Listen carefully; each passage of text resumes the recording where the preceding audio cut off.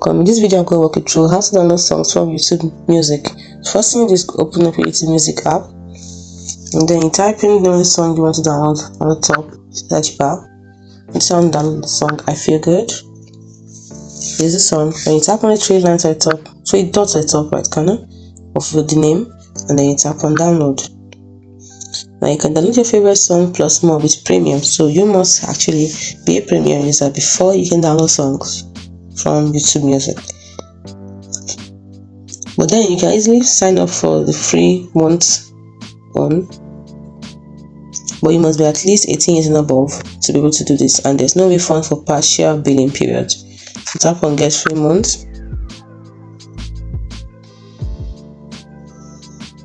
Then you put in the information, credit card, debit card, and once you throw it out, you can now start enjoying your free month.